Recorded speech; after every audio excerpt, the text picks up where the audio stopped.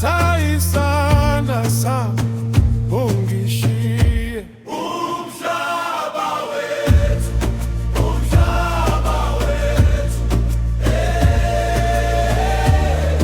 umhlaba wethu, umhlaba wethu, ngiyakuzwa,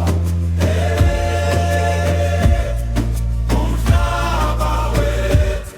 amadoda amnyama